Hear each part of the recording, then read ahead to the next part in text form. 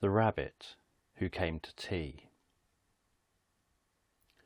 As you close your eyes, I'm going to tell you about a rabbit who came to tea. This was no ordinary rabbit. This was Malcolm, the magic rabbit. So, with your eyes closed, you can listen to me reading this story. And while I read this story, you can begin to feel relaxed.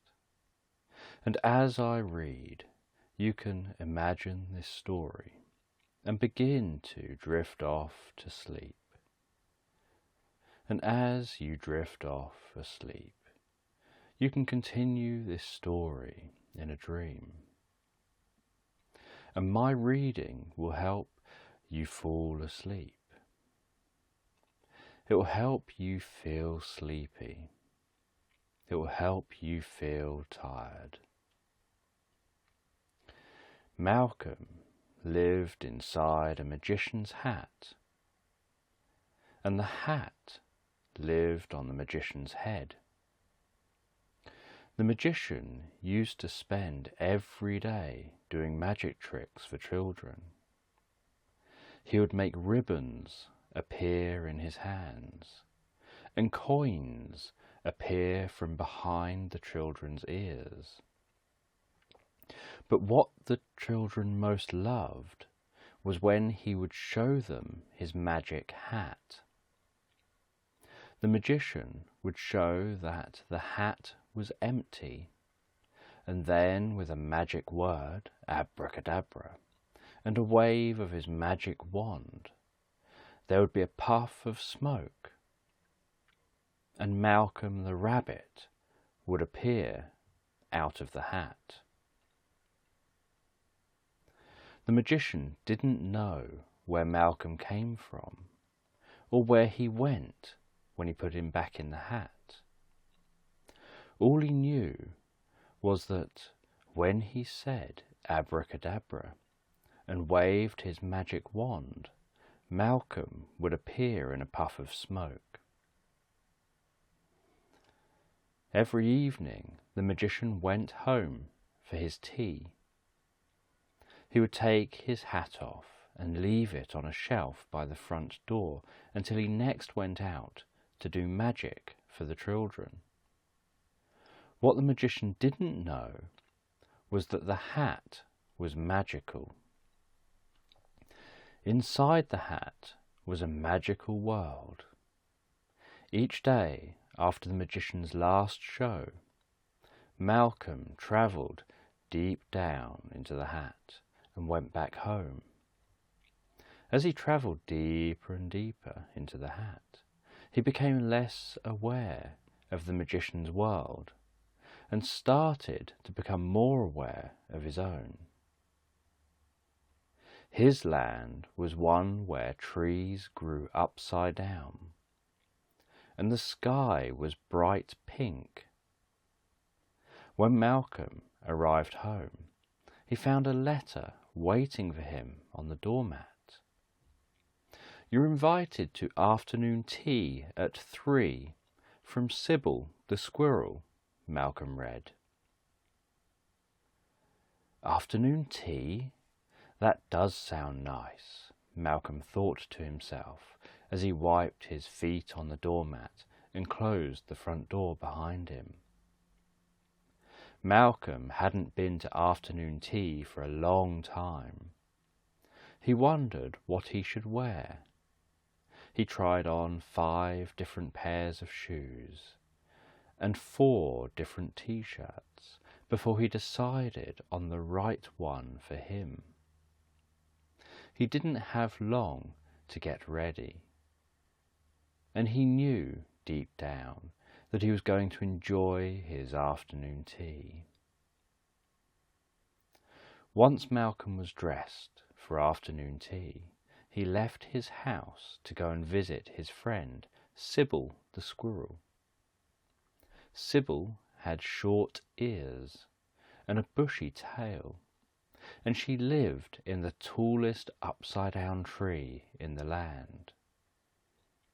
Malcolm hopped along the blue path past the green upside-down oak tree before turning left.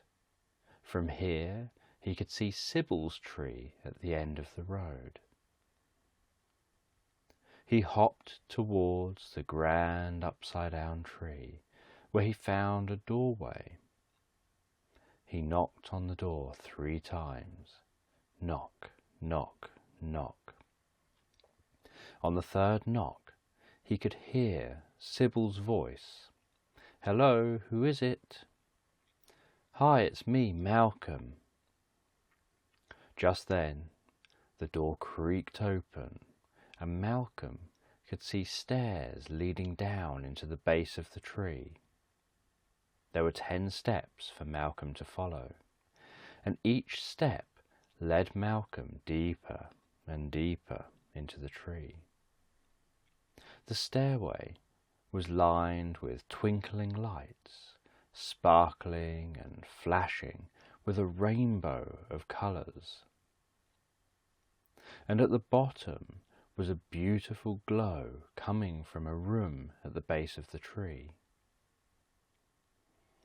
Malcolm excitedly hopped down the stairs towards the glowing room. The stairs were numbered to let visitors know how many steps they had left to walk down. He stepped onto step 10, then 9, and 8.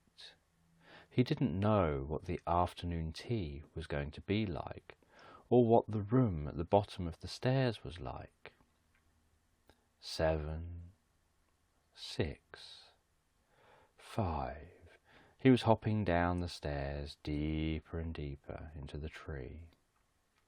He began to feel like he was going to a party. 4, 3.